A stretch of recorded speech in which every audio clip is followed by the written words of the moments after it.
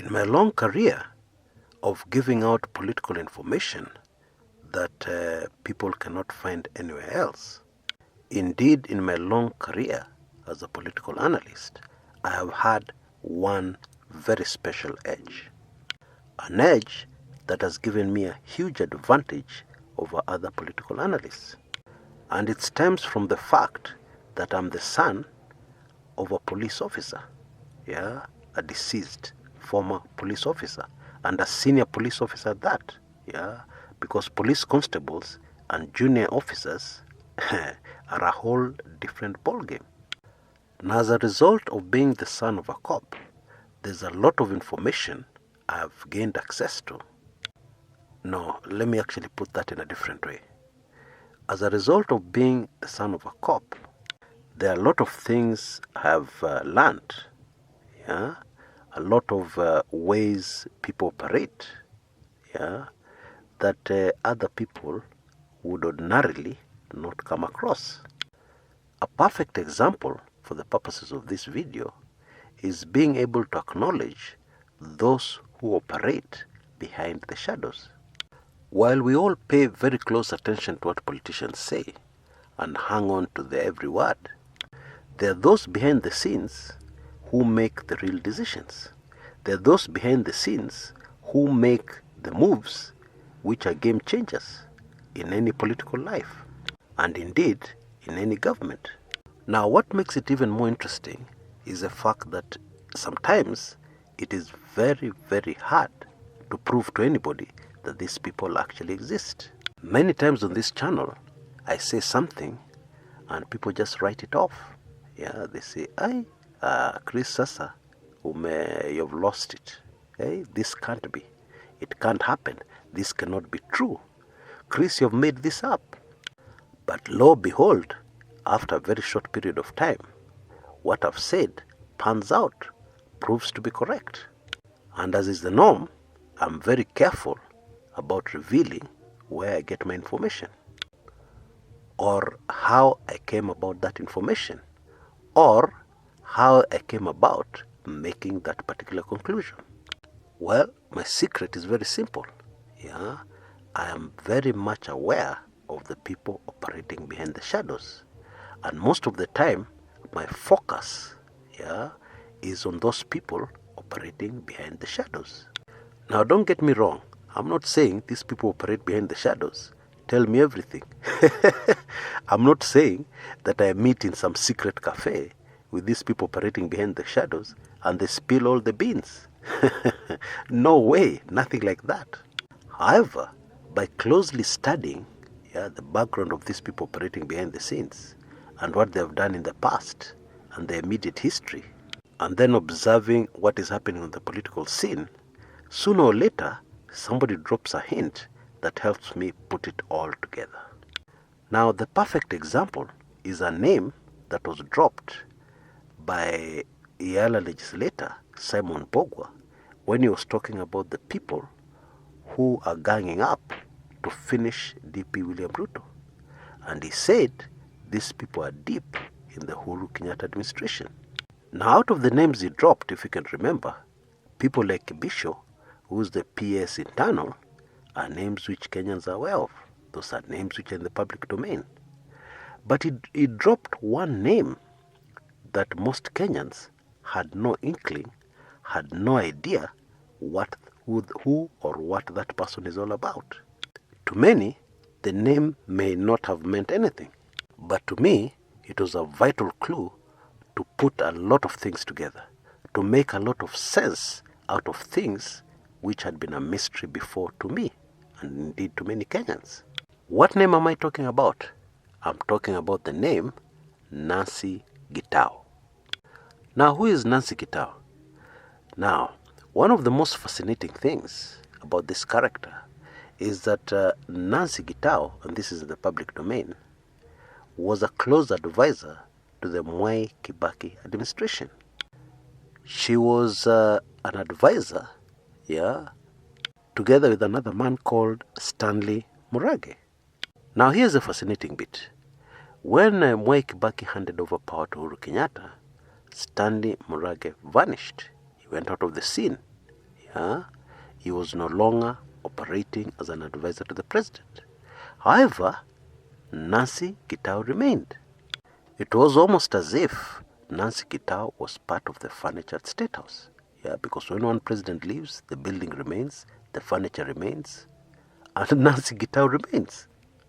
So already, that should tell you a lot. For starters, it tells you that whatever role she was playing was critical, very, very important, vital. Anyway, let's get to know this lady a little better. Yeah. Now, Nancy Gitau worked for USAID, an NGO, for over 17 years. And then in early 2007, yeah, out of the blue, she received a call from somebody in State House. Now, remember, 2007, early 2007, was an election year. The election, very controversial, very bloody election, was held at the end of that year. So Nancy Gitau is a very prominent character in civil society. Indeed, she nurtured a lot of people in civil society. Yeah. She was an icon in civil society. Many people looked up to her. She had a very good reputation. And of course, a very good, excellent, well-paying job, a comfortable job, a fulfilling job. Why would she want to leave her current status in life to join government? Why would she? And so, it's understandable that initially she declined. She declined the offer. She politely declined the offer to work for the highest authority in the land. But the people recruiting her were persistent, yeah, headed by this Stanley Murage. And in February 2007, Stanley Murage had a meeting with Nancy Gitau. We even know where that destiny-changing meeting took place. It took place at the Serena Hotel, Nairobi. After a very long meeting, she finally accepted, and she left the NGO she was working for and joined government in February 2007. Now her name came into the limelight, into the national limelight, yeah, when the ICC cases started. Yeah. Some of you will remember that her name was mentioned by a witness, and the witness accused Nancy Gitau of coaching witnesses, yeah, against DP William Ruto. Now, of course, she denied this. She denied those claims, okay? But there was something else interesting which emerged. Now, Nancy Gitau never ever gave an interview to the press. She resisted many offers, many attempts to give interviews to the press. But she gave one. I believe that interview was given to the Standard newspapers. And in that interview, she said some very interesting things. Now, you'll remember the Waki list. Yeah, Waki compiled a very detailed report on the post-election violence and those who are responsible for the bloodletting, for the loss of Kenyan lives. Indeed, the Waki Commission took statements from very many victims. To date, this is the source of the most detailed information of what really went down during that dark period of the Kenyan history. Now, in that interview, Nancy Gitau admitted that she was at every meeting, she was at every consultation, she read every report by every witness, every statement in the Waki Commission. And she complained about one thing in that interview. She said that what came out from the commission was very different from the meat of what was really collected during the whole exercise of compiling information and evidence. Now, fast forward to the present. Yeah, Yala legislator Simon Bogwa mentions her name as one of the people out to finish DP William Ruto. Sounds familiar? Of course it does, but there's more. It is in the public domain that in July 2016, yeah, Nancy Gitau resigned. Some say she was fired. She stopped being an advisor to President Uhuru Kenyatta. Now wait a minute. Did Simon Bogwa make a mistake? Did he make a mistake in mentioning her name? Because she's resigned. She resigned in July 2016. Yala legislator was making this allegation in 2018. Almost 2 years after Nancy Gitau was supposed to have resigned. So what's going on here? Now, there's a very, very huge story here. Very huge. And unfortunately, it is highly, highly sensitive. However, I reveal it all. I spill all the beans in my very latest sensitive Club 1999 recording. And the facts here, believe me, will just blow your mind. Now, as you know, it's very easy to become a member of Club 1999. All you need to do is use the email address you see on your screens right now. You'll get an automated response giving you full details on how to make payment and become a member of Club 1999 and access not only this highly sensitive information but lots of other very highly sensitive videos that will give you a much clearer outlook on our political scene in Kenya today and will enable you to very easily predict exactly where we're headed in Kenyan politics.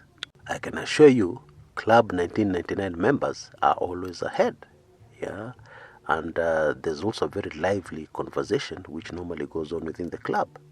And that is why our slogan for Club 1999 is next month's headlines today. Now, a full year subscription or membership to the club costs only 1,999 shillings. That's why the club is called Club 1999. Anybody, anywhere can be a member. You just pay the equivalent of that, which is $19.99. And if you want to become a permanent life member, it's only 2,999 shillings. Pittance. Again, that is only $29.99 if you're outside Kenya. And you'll have full access to information that I can never ever release on this public channel for obvious reasons. Anyway, I appreciate not everybody can be a member and therefore have a bonus for you today. If you go to the description area of this video, you'll be able to see a link. And if you click on that link, it will take you to some extra information on this mysterious lady, Nancy Gitau. It's very interesting information. So just click on it and you'll be able to go straight into that article within the Kumekucha blog. And I'm sure you'll be bowled over, especially as a result of the information I've just given you. If you add the information I've just given you to this interview, it's really fascinating. Until next time, this is Kshs, Kumekucha.